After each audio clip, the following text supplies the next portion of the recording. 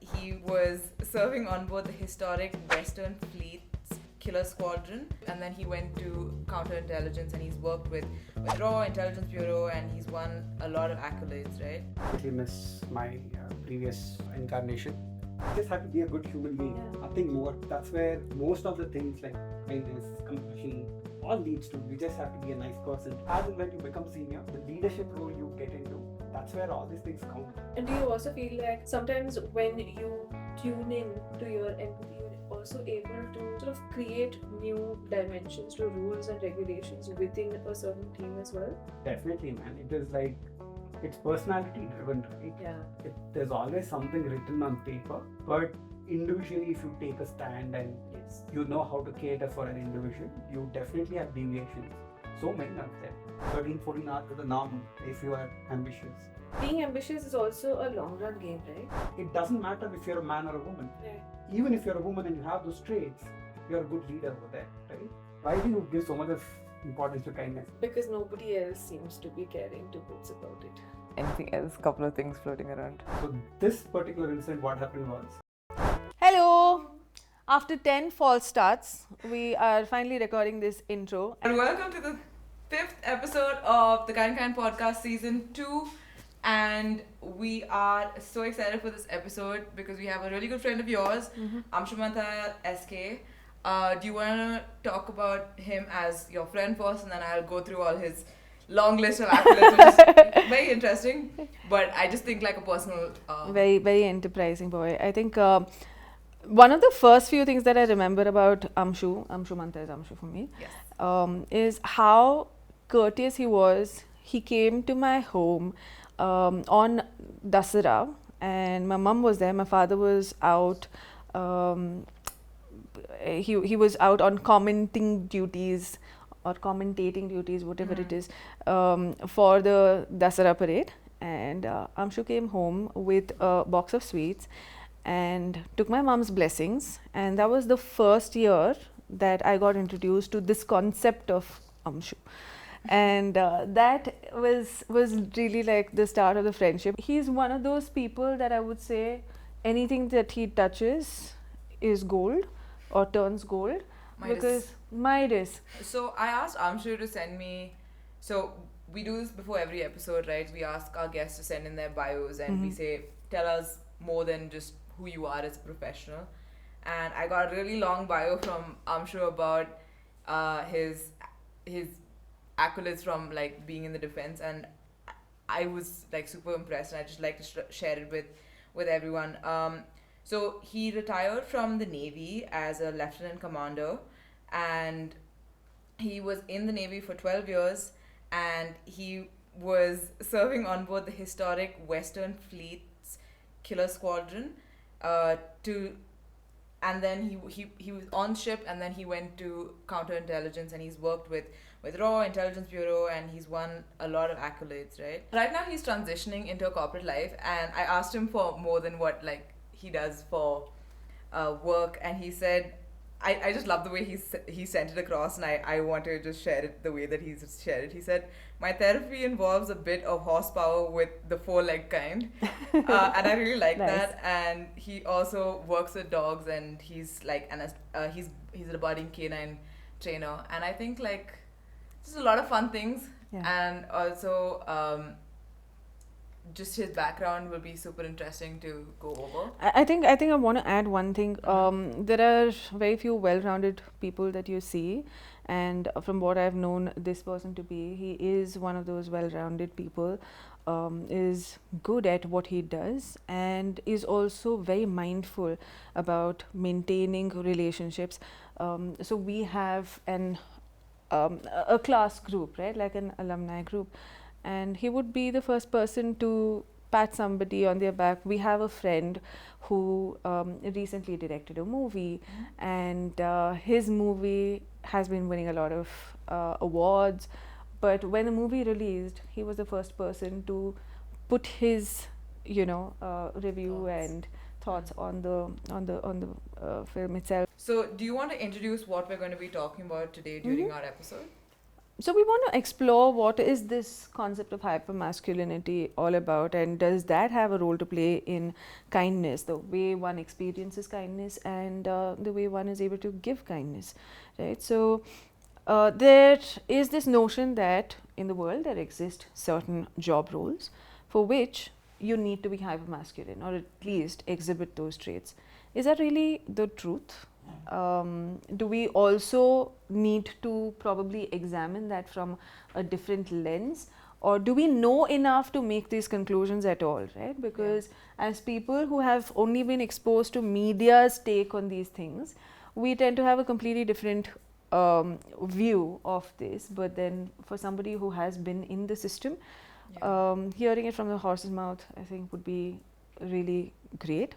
The other part is, what parts of your role do you take with you when you transition as well, transition into another completely different role? So that is what we're going to be talking about, and hopefully we'll be able to explore a different facet of kindness. Hopefully we'll be able to also understand what kindness in a slightly rigid environment also looks like. Is there Does it space? really exist, or Yeah. like is it something that is, Is it, like is out it just of the a question? concept, right? Yeah. So this is something that we're really hoping that we can delve deeper into with Amshu today. Yeah. And I think you summarized it perfectly. I think we can jump straight into the episode. let's do that. Hello! Hello to you too. Hi, Amshu. How are you? Good, good. How are you doing? Fantastic. Good. Getting The question that we ask everybody. How are you really doing? really doing. Getting to know the corporate life, adjusting, uh, also trying to see what's to learn, uh, how to adapt to new environment.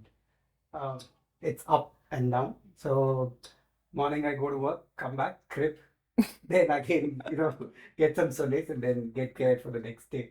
So that's how it's going. Did you do this when you were in the Navy as well? Initially, probably in the third or fourth year, when I wanted something and things were not happening, and yes, this used to happen. But yeah, I think it's just a new atmosphere, new things to learn. You still are not so comfortable with the jargons, the things which that people are talking. But I should tell very frankly, this particular place where I'm working, it's almost like same thing what was there in the Indian Navy. It's almost replica of it. So they've got their own jargons. Uh, they have the same kind of work atmosphere. Everybody is like works, and nobody drops the ball, right? You pass the ball, you're supposed to run. Yeah. So yeah, very similar, man. And they also have same terms also. There's like okay ship, so gangway. So same things which are there. So a lot of familiarity, but at the same time, a lot of new things like we don't use so much of PPTs, and we're not used to so much of meetings. Yeah. So that's new. Yeah. Do you like chuckle whenever they say okay to ship and things like that? Sometimes corporate derives a lot from the other departments and it can be really It funny. happened, yeah. So there was like my skip manager came and he's like, "Hey, we should capture the headwinds which will be there for this particular thing." I mean, I would have cracked up too if I had the context. so like headwind is like it's a different context and you get slowed down. So it's a tailwind which you actually require to go forward. So what do you actually want me to do? Yeah, so I mean, eventually he realized that, and someone said, "Hey, I think you're from the Navy. I think you know more about these terms. What does it mean?" So I had to school them. And yeah, it's interesting in that way. But are you enjoying the shift, or like did you want it to be different when you moved to corporate, or like did you want the army thing to move as well? I definitely miss my previous incarnation, but Carnation. yeah, so it's way much. It was way much better for sure. Also, like say for example, for veterans coming out, right? This is the best I could get. Uh, there are so many other veterans, my own course mates, juniors, right? Um, who struggle with trying to make it out. So because 12 years, 10 years is not a short time. Yeah. So this is the best I could get. So yeah, um, we'll see how long the gig lasts, and then we can decide from there.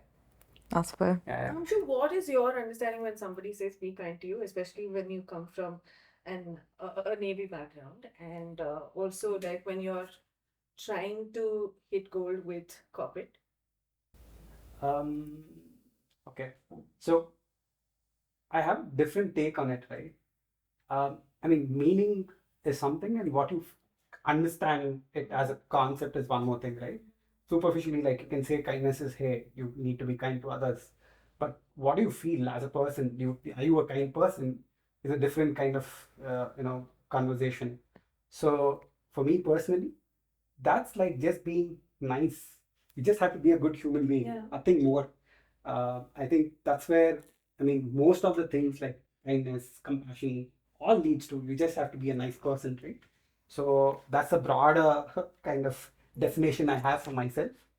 But yeah, so kindness as a term and what does it mean?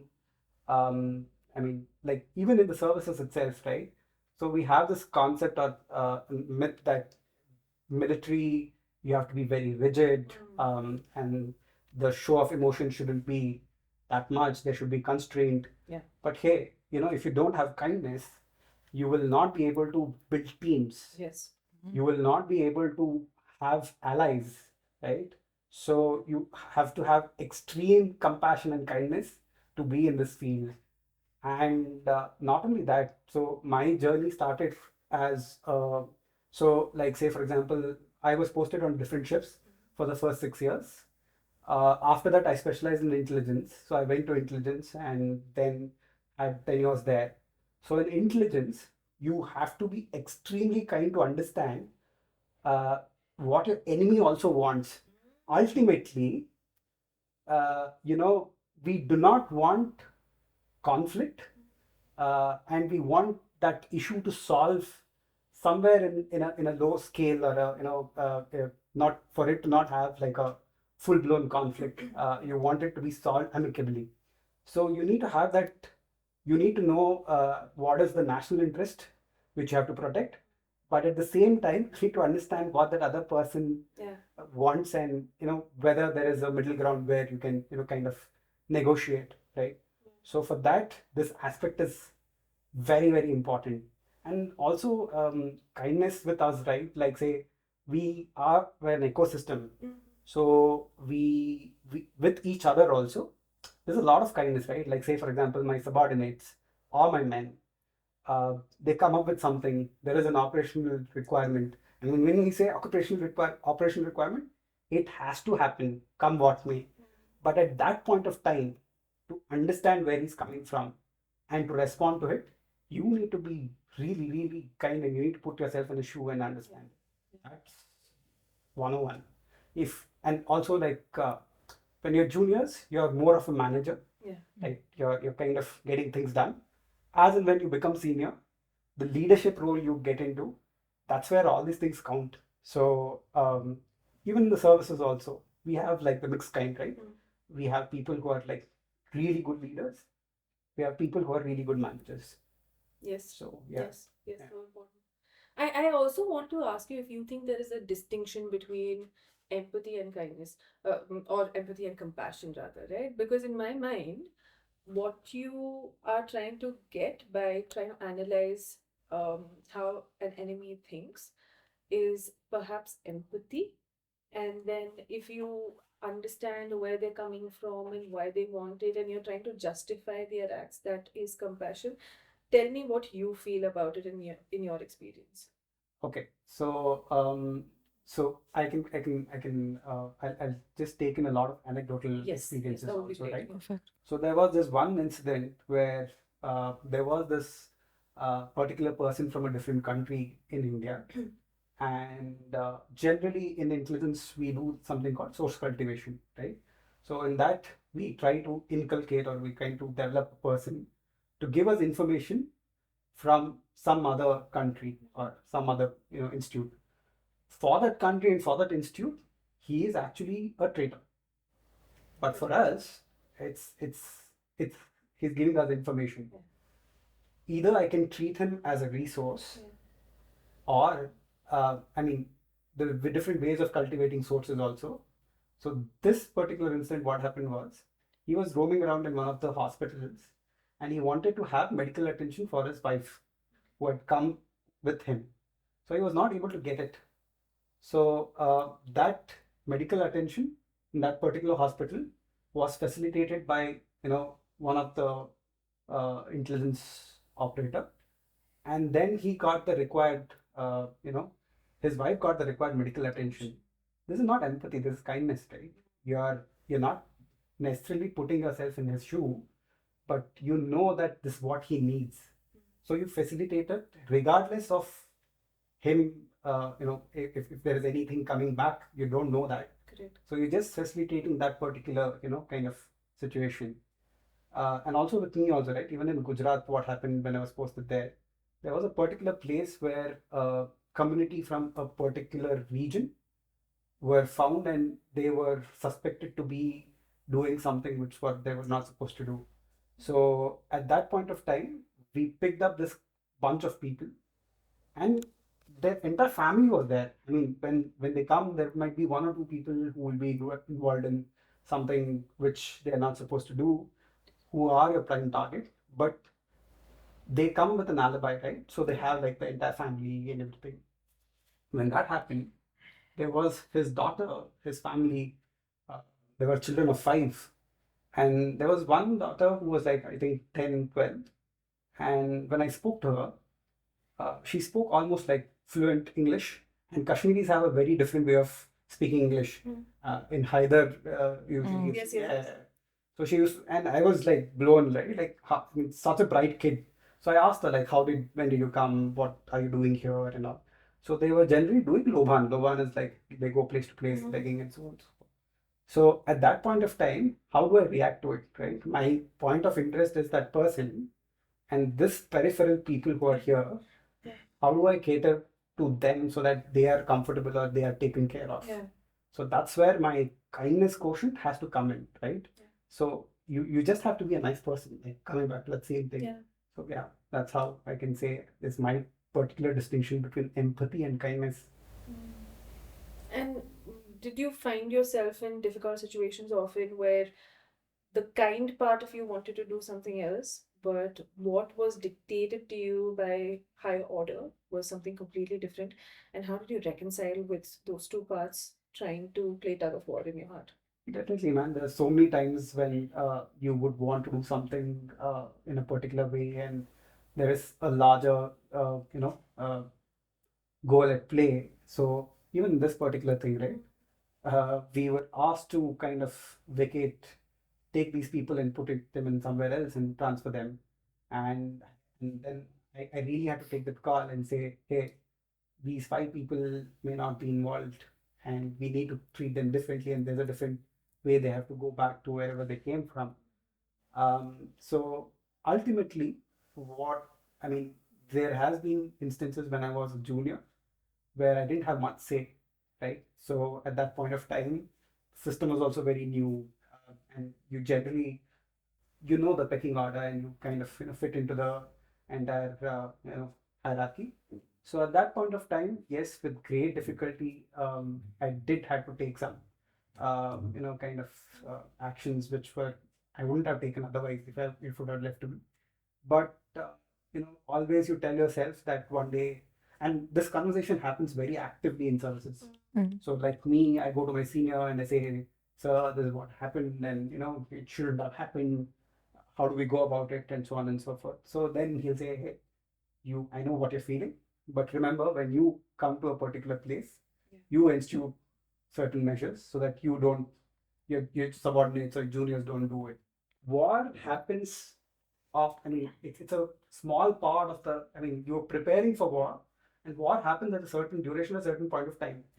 It may happen that you've not seen a war at all, right? After 1971 and 1999, for Navy, 1971 was the last war, but otherwise afterwards they've been in different operations, right? We've not had active war per se. So when there is no war, it's like day-to-day working, right? So when day-to-day working happens, a lot of situations come in which are like very normal. It's not great. It's not out of like you can make a movie out of it. Right? Yeah. So there was this person who was giving he was a sailor, and he was supposed to give his examinations for service selection board. And before that, he had to also give some exams for which he has to get his degree. So if he gets his degree, he has an option to convert from sailor to officer, right? So we were going on a deployment, a long deployment, because of which there has to be certain set of people to equip all the equipment and different departments on board a ship. We couldn't let him go. So I was way too junior in service, and I knew how much important it was. Yeah. It's life changing, right? He Yeah. goes, gives the exam, he gets the degree, then he goes to the SSB, and he becomes an officer. His entire family, the changes, the cycle changes. Yeah. So, unfortunately, he was not let to go and give his exams. And he was from my department, and I had to just like give that news to him and then carry on. That's very difficult that way, right? And that's where I learned my lesson that like this is the conversation I had with my senior too. Like this is happening, and I don't want this happening. Then you slowly, make do with it at that point of time. And when you become senior, you cater for all these things. Yeah. Yeah. And do you also feel like sometimes when you tune in to your empathy, you're also able to sort of create new dimensions to rules and regulations within a certain team as well? Definitely, man. It is like it's personality driven, right? Yeah. There's always something written on paper, but individually, if you take a stand and Yes. you know how to cater for an individual, you definitely have deviations. So many of them. I mean, you send somebody to do a work somewhere, and then he says, "Hey, my house is nearby, and I have so reason to go there." I either can ask him to come back, report here, then take leave and go. I can say, "Hey, dude, I'll get your leave, everything I'll sort it out. You go attend to your home, take care of whatever you have to take care, and come back." Yeah. So those things are upon you. And if somebody asks you as to why you did it, you have to be brave enough to stand up and say, "Hey, this is a call I took, and that's what I'm going to stand by." Do you see that similarity in corporate as well? A lot, man. A lot. Yeah. So, yeah, I mean, but I understand in corporate it's a little more defined as such, like in the sense, if it is not affecting cost, they're okay for you to take that deviation. Yeah. So that differentiation is kind of clear, right? Correct. So as long as some business conduct is not being broken or costs are not getting affected, Yeah. you can deviate. It's still okay. Yeah. But I've not seen the murkier situations as I did in the services in the corporate yet. Correct. Right? Correct. So those are really, really great situations. It's also been fairly new since you started off in Yeah. the corporate world, Yeah. right? So we keep saying that we're just in the business of advertising and marketing. We're not saving lives, though. Literally, we've worked on Neonates Foundation of India, for instance, which is literally saving lives, an NGO which works with underprivileged neonatal care. But I think in this case, right, when you are out there protecting an entire nation, of course there is pressure, but at the same time you have to find that balance between life, the person that you are, the family life that you lead, and also the various roles you play and how you show up, right? So you tell me, in your experience, how were you able to show up, whether it was 100%, 85%, doesn't matter, but how were you able to show up in your different roles? I also know while you were in the services, you got married. So how was that shift? Was it very jarring? Was it easy to make that shift? I'd like to hear. Okay, so how do you show up and put yourself out? It's this is a concept which is there, like very much discussed, right? Like how you have a lot of PTSD in the people who come back from Yes. tours in the US. The soldiers have got a lot more PTSD. The veterans have got a lot more PTSD. In India, the percentage is there, some amount of PTSD, but you don't see it as much.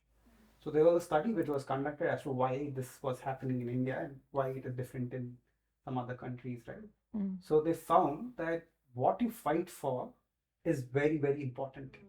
So we are not an expeditionary force by nature, meaning to say we don't go to a different place and we launch a campaign. Correct. Yeah. So for us, it's integrity of our nation, our motherland. So that instills a lot of purpose in people who are doing this work, right? So when they are showing up, that helps. But with respect to intelligence, is a different ballgame altogether.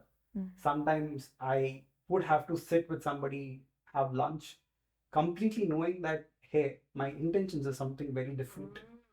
And that takes a lot of toll on your mental health. 100%. You need a lot of support back home. And I would go a step above and beyond and say that you also need some professional mental health support too, because that shift which you have, unless and at times what happens is that becomes your primary nature, where you're putting out a facade for something and you don't know how to detach from it and become yourself, right? I've seen that happening to people too. And in intelligence, they say either you have it or you don't. Some people are very comfortable to do the switch. Some people completely switch and never come back. And to have the switch, you of course need a lot of centering things when you come back home and everything. As far as getting married and in the services, by the time I got married, had I been in ships itself, I would have had a lot more difficulties. But by that time, I was already shifted to intelligence, and I was somewhere in the land itself where my wife could come and join me. And we had, though it was not like for the first 1 year, I was there at some particular place and she was there in Bangalore, and we all, 2 months once, 3 months once used to meet and then again like go back to our jobs. So after a year, I went and I said, hey, no, I need to have some marital life also. And then I asked them, like, please send me to a place where I can be nearer to, a place where she's staying. So that happened. But yes, anecdotally, I see a lot of my other course mates who have been in ships, right? So especially from my branch, which is called the executive branch and surface navy, or even submarine officers and so on and so forth, who are posted in different ships and submarines throughout. They, I mean, it's like after 12th year, there comes a time when they are selected for a course. So it's a very coveted course. Not everybody goes there. And it's a very pyramidal structure, right? So till your 12th year, the race is on. And everybody puts in everything till the 12 years. So generally at 8th year, you see, your marriage coming into play, you have your kids. Everything becomes secondary. And I've seen that sacrifices happening, right? And at the 12th year, suppose that course doesn't come, he doesn't make it to the next track. I mean, his promotions are stunted. So that hits people very hard. So I've seen that also. And that dejection and that is like kind of, people go through a lot of pain at that point of time because they're not able to see, a light at the end of the tunnel, right? This is what they were working for. And it doesn't happen then, like, just flips. Yeah. So, yes. What would you say is something similar to corporate? Because to my mind, I'm thinking that perhaps this is what a lot of people who get married quite early also face, right? They'd be like, okay, if I can't put food on the table, then what use is my family work-life balance for? Yeah. So, what is your opinion of the? I don't know actually. I mean, also this is like insight to the way the Navy works, because I also have a friend who works in the Army and he also is away for a long time and he's also getting married now, and I'm just thinking obviously of the thing, but I don't know what the parallel is really. I think corporate has a structure that's similar to what Amshu is talking about in reference to the Navy, but for me, like, I'm going back to the first conversation we had about like the empathy angle, and I was just wondering at like a early stage, right? Like, it's a lot more difficult to have your own opinions, right? And you kind of have to just go with the flow from what I'm understanding. And I think that parallel is also very strong in the corporate, right? But I think there's a lot less at stake in a corporate job, right? Imagine And I how feel that every profession where you are striving for ambitious goals, Yeah. this is a state, man. Yeah. I mean, like if I work for 12 to 13 hours, my manager, if not the same, he works more, and my script manager, I don't know when he kind of takes off, right? So they all are running for that next, uh, promotion, next title. And my manager is also from one of the IIMs, right? So I was just asking, what about your peers? Like, what are they doing? So he said, everybody's doing the same. I mean, it's just 13, 14 hours is the norm if you are ambitious. So, I mean, it's just what it is, man. Can somebody who's ambitious work lesser? I don't know. You should tell me. I don't know. I actually I sorry. No, finish. I think that being ambitious is also a long run game, right? And given the fact that there is so much stimulation for us at every single level, it becomes really difficult to play the long game because the burnout rates are a lot higher now than they used to be. I mean, I can totally understand how my father was able to go to the same college for 35 years and retire from the same position, perhaps. Of course, he also had a stint with Prasaran and all of that. He worked with the Mysore University. But I think the roles have obviously changed from a teacher to a professor to an administrative role and things like that. But what I'm trying to also say is, I don't know if that long game would have happened if he wasn't able to be passionate about it and if somebody else wasn't balancing his life out. 100%. Right? And I think we do tend to give a lot of credit to people who say that they are ambitious, but there is somebody else who's actually 100%. backing them. Yeah.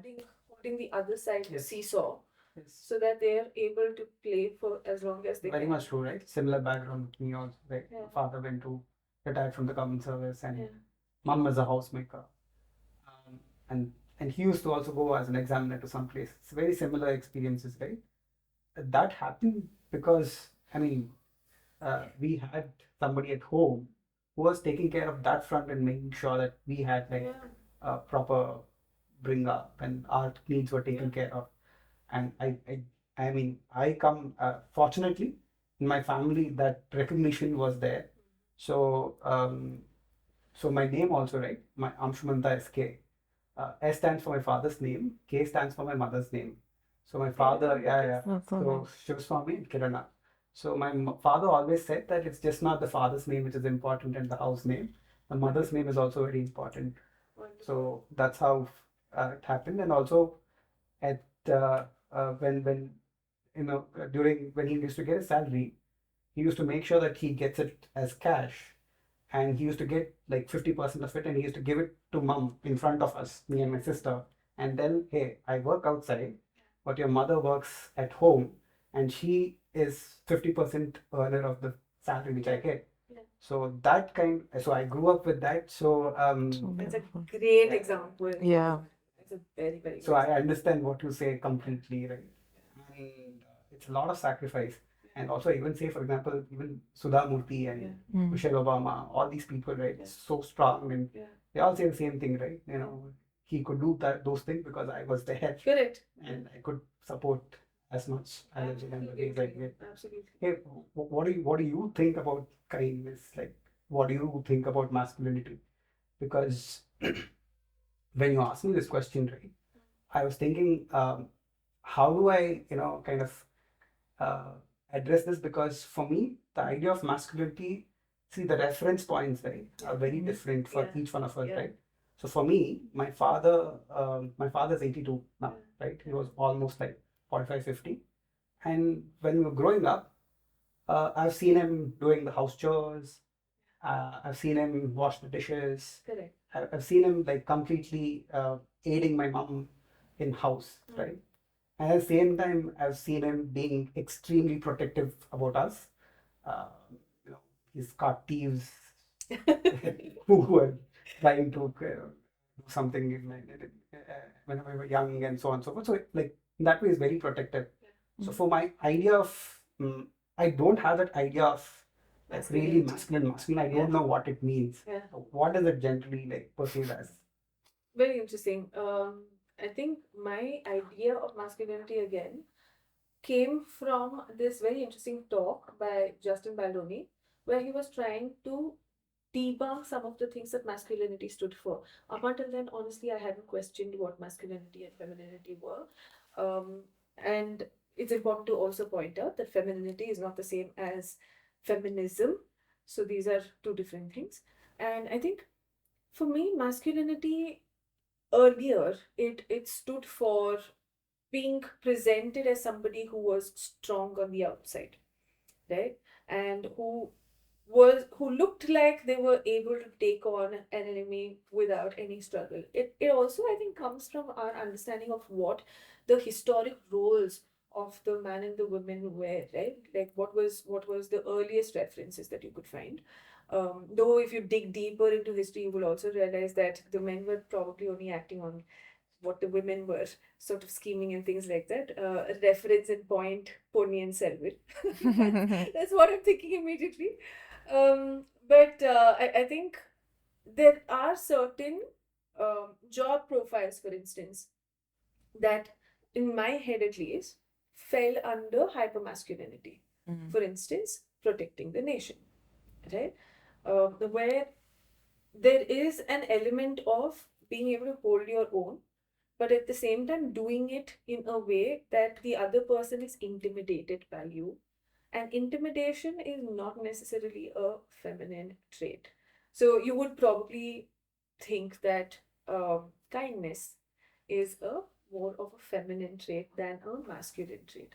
So yeah, that was my idea of it. But I think one thing that we're noticing, at least in those who are bothering to read up a little bit, work on themselves, and also try and understand other people's points of view, is that these lines are blurring. Right? The reason why we have women in the armed forces and men doing things that are not considered masculine is perhaps for the same reason, right? So one of the things is we are constantly asked to man up, and it's not about gender, right? It's just about the terminology and what its associated meaning is. So what does it even mean, right? Man up, shake it off, then don't be a girl, don't be a sissy about it. Now there are very implied meanings to each of these things. So automatically in your head, if you have to be a man, if you are sort of accommodating more of the masculine traits than the feminine traits, you are trying to be stronger than you probably are, or you're projecting that perhaps, right? So that the other person takes you more seriously, if that is everything. And this happens in corporate all the time, I'm sure. The moment you walk into a meeting room and you're smiling, you're happy, you're just warm and welcoming, you are being not so serious. And you are just taking your job for granted, and you probably don't even deserve that position. Why? Yeah. Right? And it's almost like seen as a weakness, right? Like a lot of the times, like if you're willing to just give someone the benefit of a doubt. Yes. You informed about like the masculine traits and what the idea of masculinity is, and you associate that with certain professions, right? So I can get why you feel that way, but I'll tell you a little more about how we get selected to be officers, right? So there's something called Service Selection Board, SSB, right?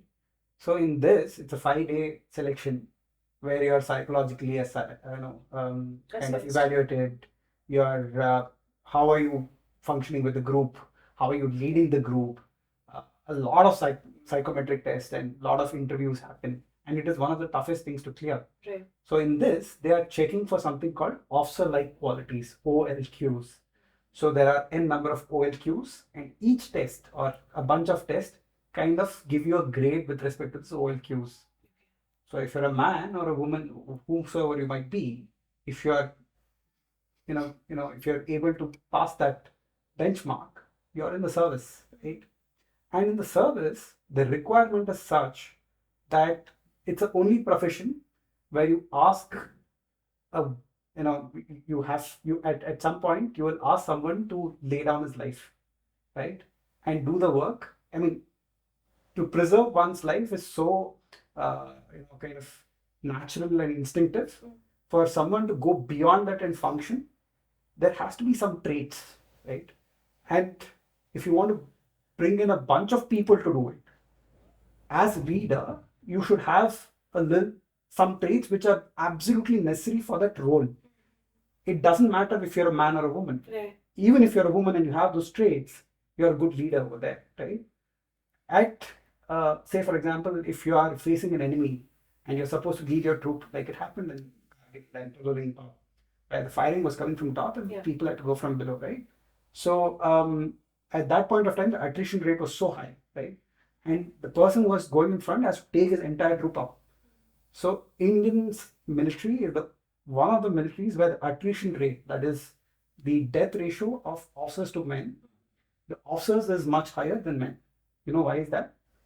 Because officers to motivate the men are leading the charge and often take the first bullet. Yeah. And the men looking at that, or women looking at that, I should say, the troops rally after that. That's what is required of you. So I've seen amazing officers. So even with this, before a few years, we had this lady officers being the officer in the Navy who was a woman, who was called as a lady officer, right? Why is she a lady? Right? She's an officer. She's officer. She's officer. You don't say gentleman. You actually say gentleman officers, but gentleman cadets. But lady officer was somewhat termed as making it too, like you said, feminine. Yeah. Right. So it matured. The organization matured, and now they say men and women officers and men officers, and then officers in general. And even in the troops, we have women coming in, right? And especially in a place like in Navy, where we are technically intensive, we are man behind the machine. We don't necessarily fight with our physical prowess, but we have equipments and things like that with which we fight. Like on a ship, there's radars, there's sensors, there's guns, there's missiles.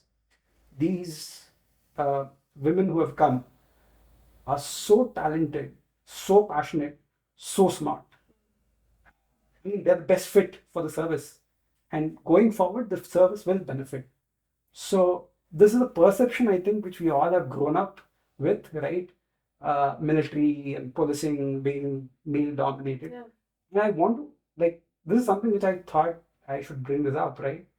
This conditioning happens right from childhood, right? Mm-hmm. You are told something, or not in a way that you don't know how much of harm it is causing to that child. Yeah. But you are eventually saying some things which generally get registered. You first learn these concepts, then grow up and then realize the meaning of it and how it is affecting you, and then you kind of read books and kind of gather information and grow out of it. But yes, so this is like it comes right from your childhood, right? It doesn't come. The concept, I think, if you do right in the childhood, to a certain extent, you can at least internally be setting right the perceptions of the child and how they're looking at masculinity and femininity. There's no, my point is, why should it be? Why should there be a concept of masculinity and femininity? Why do you think? No, I'm glad you were saying this, but I think there's a huge population that is actually bearing the brunt of there not being enough femininity in the organization also, right? For instance, people say there's a huge difference between working with a woman boss versus a boss as a man. Oh, And that is something that constantly you get to hear in the corporate world, right? So one question that I always have is what makes it different? And you also hear that women bosses are harder, but what does that actually mean?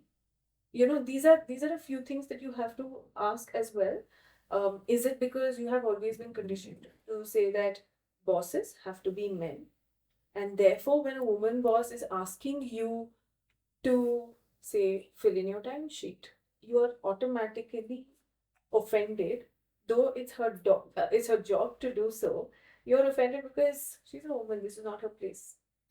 Right? It's very deeply ingrained. Yeah, true. 100%. And you have grown up with the right examples of that balance. Yeah. Yeah. So perhaps that is not like a very stark difference for you, and which is a great thing, trust me. But many people, I think one of the examples that I want to give is how men are being portrayed in media as well. Right? The hyper masculine traits are being celebrated. I mean, I don't know if I want to make this conversation about it, but films like Animal, you see that, and there is a certain section of the audience which really relates and resonates with Ranbir Kapoor's characters rather, and there is a certain section, a huge section of women who are just fearful that whoever they choose to be with will end up becoming like that, right? So it's very difficult for the women to find their place in the society and actually express themselves fully just because they're asked to toe certain lines. True. This is again true, like I was saying, right? You are expected to be a boss of a certain kind. You are expected to be a boss who probably isn't empathetic, is asking you to be, be on time, do things beyond your time, and hit that goal and be on that treadmill all the time. Whereas an empathetic boss will also try and understand, even when you don't let them know, that you are being overworked, you are not being given your due. You and they will fight for you, which is what you said, and I liked the fact, right? Like you observe, you understand what is it that they actually need, and then you work on that, and you will take the ownership and responsibility of standing up for what you allowed. And that change often doesn't happen because there are a set of rules that are already written for you. And without questioning people, like they are on one project, they go to the next and the next and the next. So there is no room for creating new rules. Interesting, right? So even I'm basically in operations, right? So in an operations role, the women also who come in, some who have to portray themselves as very brash. Yeah. Otherwise, they're not taken Seriously. Yeah. Yeah. So my question is it working in operation that requires you to be brash? Or is it that, it just like men are brash, so they are there in operations a lot? So I tell you this, in my opinion, okay, let me give you an example actually, okay? So literally right now, whatever happens to be the kind studio is my house. And while I was getting this done, I used to dress a certain way. I used to wear really loose t-shirts or shirts and come in track pants, which were again really loose, wear shoes, not exposing my feet, even if they were painted or whatever, pedicure, manicure, none of those things, right? And I did that because there was no man coming here and overseeing the work. Literally on the last day, right before the puja that happened, the guys who were fixing the fan and everything, they asked me, ma'am, sir, nahi aayenge kya? And I'm like, there is no sir. That sir to be the handyman. Yeah. So why is this woman standing here and getting everything done at 9 in the night? Right? So those are some of the questions that get asked. Yeah. And I had to dress a certain way because me coming here in my regular clothes with my lipstick on, with my hair properly done, was not going to go down too well with them. And at times you had to be stern, and somehow the idea of somebody who is well groomed trying to be stern is not taken seriously, especially if it's a woman. And it's very warped, right? And this happens in corporate also. True, I agree to it. I agree to it 100%. So, in some sense, I also feel that some of the characteristics we tend to embody are not really things that we want to embody. And it becomes a part of us. And this often happens when you're not being very mindful about what you're doing and what you're really not. Right? There are so many things that get fed to us when we're in agencies. But as somebody who's leading an agency today, I can tell you I've shaken off a lot of these things, at least tried to. Though I must admit, they keep popping their head up every now and then, and it's very difficult, right, to completely undo the conditioning that has happened and to create a completely new path on your own. Because there's a lot at stake. There's money more than anything else. Because how are you going to pay your salaries if you are trying to take a stance that is going to hurt your bottom line, right? So some of these things, no, when you have to be really hard about, that's when you think, okay, am I embodying a trait that is not me, or am I standing for something that is more me? So, for instance, when I have to tell clients off and I have to be extremely protective of the team, I feel like maybe I'm embodying a masculine trait. Okay. But then I'm also being really kind to my team because they were not being really nice to my team. So, am I being the protective mother? But we also think that. Do you think it's? I mean, so it's there in certain sections, and certain sections where education has come in, and much more people like present day when I see my own friends in relationships, they necessarily do not have like a defined roles and dynamics. It's very fluid, right? Especially like our kind who are like uh, who have a job and like who've been exposed to certain lifestyle and who've got that ideas of all these things, that it's not like hey, you need to get beyond it. Do you think that this, I mean, this lot there is no issues, and the issues which you're saying is like a prevalent at large at the society, or it's like you I say would say generally and it's that like hey, it's a it's still very minuscule percentage. it's a very minuscule percentage, and also it's a very privileged class that we are talking about, True. right? I mean, even if we are saying, just as an example, if we're talking about movies and the referencing that we make from movies, we can do that because we can apply our intellect. We have the energy and time to be able to do that. For somebody who is working non-stop for 12, 14 hours, they perhaps don't even have that Yeah. agency, right? Yeah. So I think this again stems from what kind of exposure we've had in our own lives and what kind of lessons we want to take from other people's lives as well. Cool. Because that can again be very beneficial or detrimental to a person's personality, right? So what you want to imbibe becomes fundamental. And I wouldn't gloss over the urban section also, Amshu, because I feel like these things are so ingrained. I'll give you a very small example, right?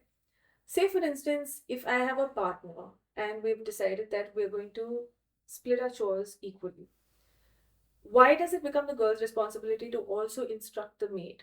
Also think about what the grocery list needs to look like, and have tomorrow's eggs and bread and whatever else already prepped out and already made sure. Even if the guy is willing to make breakfast, this is emotional labor that we don't talk about. True. And this emotional labor does not find its place in mainstream communication. Nobody is going to show, say, Hrithik Roshan making eggs, thinking also about, oh, I have to buy eggs before making eggs for my wife. No, right? So there's a lot of emotional labor that goes into a lot of the things that we do.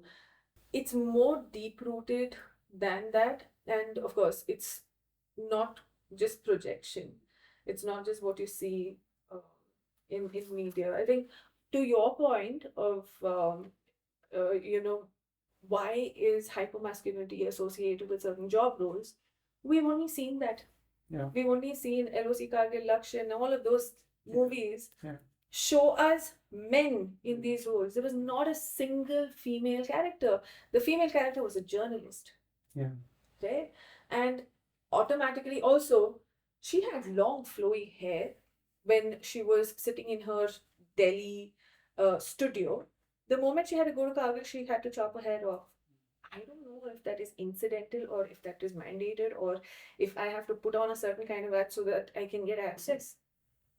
These are very subtle ways in which even media plays into our perceptions. They put out a stereotype and they kind Yeah. of yeah. So I don't know again if it's a stereotype or if it's actually necessitated, you know? Having gone to Kargil and other places, I don't have long hair, so I don't have like lived experience as to how it will be difficult. But I'm just guessing that you know you have cold water, so washing your hair. But yes, there are The women of- practical difficulties. But even in the services, right? When we had my own course-mates when they came to the academy, the rigor was so tough, they didn't have time. Almost say 70% went in and got a they chopped off the hair. Yeah. And some of them continued, some of them went back Yeah. to having a hair later on. Yeah. Right? So that place, because of the lack of time and the rigor, forced them to get that. It's not because it was expected out of them. Having said this, I don't want to just paint a rosy picture. Even in my own organization, we have matured over a period of time, right? We did not give permanent commission to women officers. Right. It was only last year that it came about after a Supreme Court ruling. We did not put, when I was on ships, there were no women, right? No women was posted. So it's only after 2000, I think 18, 19 onwards, they started. Now women officers are there on board ships, Yeah. right? So the organization has also matured. I was having this conversation with one of the senior officers, the admirals, and when this Nari Shakti came in and we had like this Agnipath scheme where women troops, in the troops, women were being introduced for the first time. So, I mean, I was telling this to him, right? Most of our belts where we recruit from are from Haryana, Punjab, this hardcore Rajasthan, Yeah. This Jhat, Rajput. Like you said, the social construct here is that men fight, right? In Rajputs, it's a lot of pride and honor for a guy to join the forces or the police, right? And I've seen some of them putting out some pictures on WhatsApp status and something like that. The wives are always in the ghungat, I mean, they're always in the veil. And then I told them that, hey, he's coming on ship. He is expected to treat the troop or the women who is there side by side him equal. Yeah. But his upbringing is not so. And the moment he goes home, he's still expecting his wife to be in veil. How do you think that this flip-flop will happen, and how do you think will the organization suffer, right? So we need to have like a gender sensitivity being some program being conducted before these people are integrated. I think that was taken, and there's some That's wonderful. thing happening also, because it was a valid point. Everybody kind of agreed to it, and and as an organization, it's a slow change. Yeah. We'll not see a change immediately, but definitely for the better.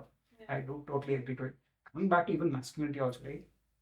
There was this first women officer who was posted on board a ship as a CO, commanding officer. I've not met her, but what I hear from people is that she's fantastic officer, very upright, very stern, right? And very taut, right? That's the ask of a commanding officer. That's not the ask of the gender, Interesting. right? So anyone who's in that matching that criteria goes to that place and does wonder. But to suggest that a person who is a little softer or gentler cannot command better. Definitely not. They can. I mean, some of the leaders are most. I mean, they love, because even me, like the mentors whom I have had, right? They were very tough taskmasters, but at the same time, like they had a way of getting that out of you. It need not necessarily be like barking the orders out, right? Yes. It might be like, hey, they come and they explain the broader, picture, and they say what we are doing and why is it critical. Then I've bought into that idea, right? Then I perform. So that also had happened. And same thing, precisely what I'm saying, right? Yeah. I had horrible bosses. Yeah. I mean, I'm so thankful that I had those bosses early, because now I know how to deal with them. Also how not to be that boss. Yeah, how not to be that boss. difficult. Yeah. Why do you give so much of importance to kindness, man? Because nobody else seems to be caring two hoots about it. Honestly, I think we are in this pursuit of what I don't understand. Um, I just call it the pursuit of more. More this, more that. And it's not necessarily at it's not necessarily for anybody's good, right? Um, there is this blind belief that if I have XYZ, I am going to be happier. And that is also a warped definition of happiness. If I don't think of another person and if I'm the one to move ahead, then I will benefit from it. My people will benefit from it, whoever those people are. It could be your immediate next generation or the next 5 generations. This saying is in Kannada also, right? ಮೂರ್ತಲೆ ಮಾರ್ಗವಷ್ಟು ದುಡ್ಡು ಮಾಡಿಟ್ಟಿದ್ದಾನೆ ಅವನಿಗೆ ಏನಕ್ಕೆ ಬೇಕಾಗಿದೆ. So you're amassing so much, whether it is in terms of wealth or it's in terms of positions, but to what effect? How is your life being purposeful towards the beings that you're surrounded by? How is your life serving anybody else at all? Does it also need to be performative? Do you need to have 100 crores for you to start philanthropy?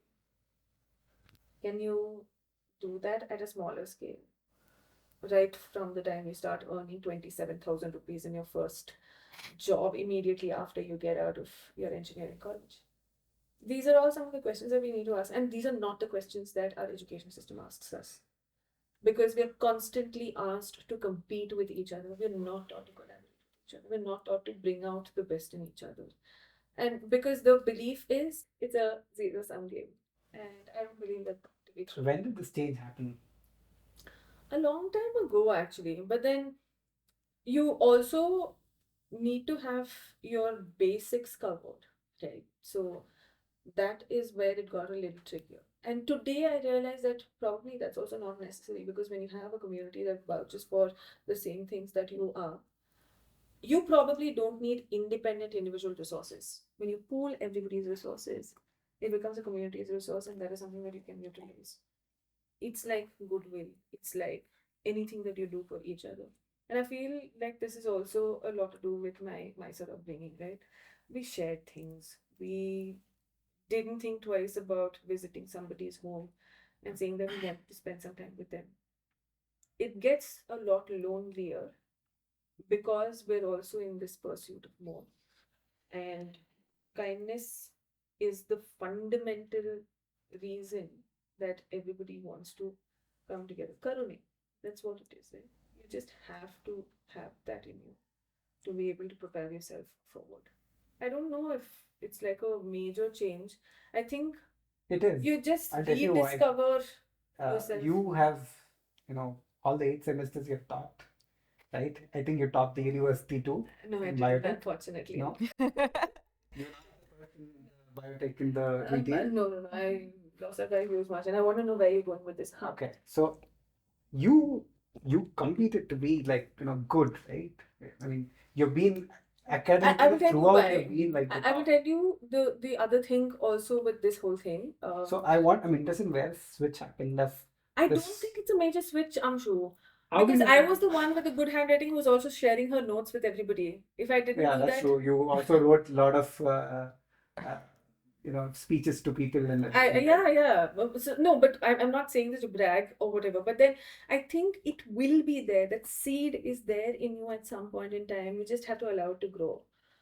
And it's not to say that I did not like studying or I did not like doing what I did. And Did I you was get a also kick out of being the fortunate. first? I don't think it was getting a kick also. I was also in every other cultural I event that agree. happened. So that's what I'm right? saying, right? Like So competition. sometimes you just get lucky that you put in a little bit of effort and you're reaping a lot more benefits out of it just by plain genetics also sometimes. Okay. I just had like really awesome genetics. So I didn't have to struggle too hard to do that. But at the same time, my heart was somewhere else. I enjoyed my time on the stage. I feel like this is a revival of that in some way. I enjoyed singing in front of random strangers, and you know how many people used to turn up at JCR. I absolutely loved creating fests. We used to do shabd. So I think your love for something lies somewhere else. But by virtue of what is expected of, I was all of what, 16, 17? And I did not know where I wanted to be at. And there is also, something that you would have said when you were in 8th standard, which gets taken as the gospel truth, and you are made to do that, and you want to do right by everybody. I know my father worked very hard to be able to afford the fees. I know my mom, every single morning, she worked so hard for us to be able to get there, which meant that I couldn't do wrong by them. So I think there was also that sense of, okay, you're getting these opportunities which perhaps your earlier generation did not have. So the least that you can do is just show up better. So I don't know if it was so much to do with the kick. It was more to do with the fact that I had these opportunities and I did not want to probably let them go for a toss. In fact, the previous podcast episode that we recorded highlighted how this good girl syndrome comes at play, and I still suffer from that syndrome. You need to be good. And not just that, right? Like whatever is expected at a societal level, you try and measure up to that, measure up to that, measure up to that. At some point, you're like, who am I? What am I doing? And those were some of the questions that I started asking myself very seriously a few years ago. I did not want to be something, right? So it is not your designation. Very quickly, the designation dissipates and it only leaves behind the person that you are. And who are you as a person? Yeah. So, I mean, although just taking that step, like even last time when I came and when I had this discussion with you, Yeah. like you remember this, I told you that, hey, I'm working and I'm supposed to feel a lot of things which generally in this profession people say that you do, but at the end of the day, I don't have that, job satisfaction. Yeah. So you mentioned that, you always need to have something more than Yeah. what you work is there, but you should do something more. And I think that's true, man. And we should strive to do something more than what we are associated with. And I think there's this, even this, say, for example, the social responsibility is not there in India, right? Yeah. It's absolutely zero. We don't maintain our parks. We don't do anything. But We don't care. Yeah. We just don't. So we had a social responsibility project in MBA, and we also had an SIP, which is the summer internship project.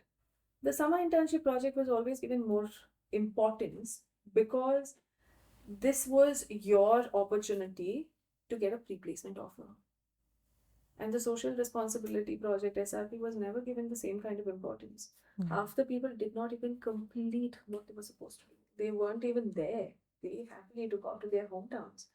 And we were okay with it as long as, there was a signature. We don't have that. We don't have the social responsibility. Also, this institutionalization of social responsibility is also probably not required. It needs to probably be inherent. Okay, so we like to end or begin as the last episode with a quick fire round of like just questions, just like quick thoughts on it basically. So ask you a couple of questions, you can say what you want to say about it. Okay, so why is kindness important to you as an individual? I think it defines the person, and you're a better person if you're just kind, and I think that's why it defines you as a person well. Okay. Can kindness be learned? It can be observed and inculcated by yourself. Mm-hmm. But if someone teaches you kindness, I don't know whether it can be learned. That's a very good distinction.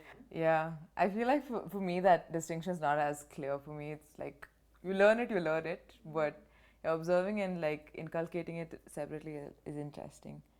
How would you like to experience more kindness from the world, from people around you?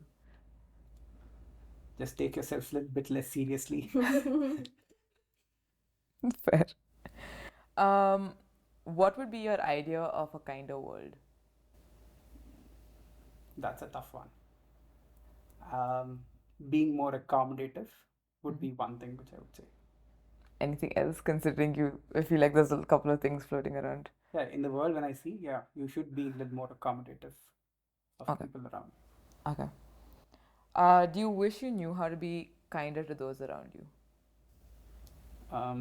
Definitely yes. So And how, maybe? probably empathizing with their situation much better. Mm. Uh, Turning up when I'm not needed, just for a talk. Yeah. So you don't have to be a problem solver all the time. Yeah. You can just turn up and just chill. Be. Yeah. Yeah. Agreed. If kindness was a person, who would it be for you? Oh, You don't have to restrict it to one person if you want. very difficult. Should it be like a? It can be a made up person, it can be a real person, it can be. I think the closest person I see as a role model for kindness are my father. And lastly, if there was one thing you would like to unlearn, what would that be? Oh, lot of them. One thing, I think I would want to identify the biases which I have, Mhm. the unknown biases. The known biases, at least I can, know about it. And there's so much of unknown biases, man. Mm. So that's something which I would want to learn and get rid of or address it and know that, hey, this is something which is there. Vismaya, I mean, any last thoughts, anything you'd like to say before? I'm like really happy with the way this entire conversation has gone, because the best conversations are when they are meandering into a space which is kind of difficult to speak about, but you're touching upon it because you're also innately curious about it, and you're genuinely curious, right? It's not to put the other person in a spot, it's actually to understand a little more about it. And perhaps what you said about biases, which may not be very apparent. So I think that made this conversation really wholesome. Yeah.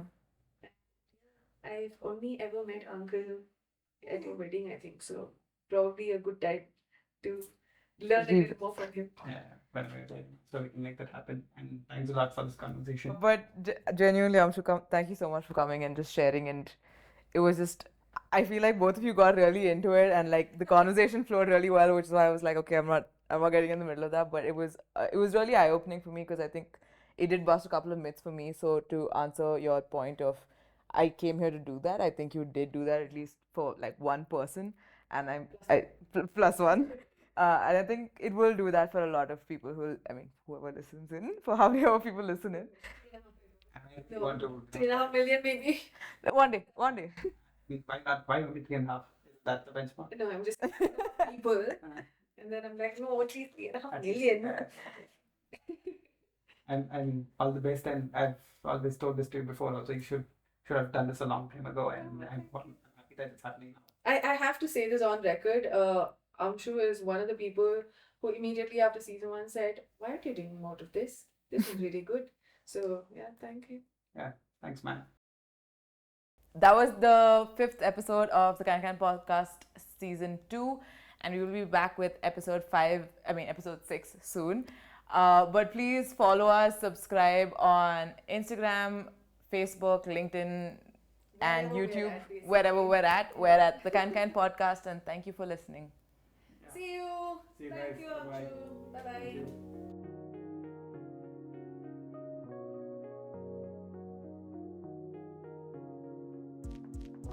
you.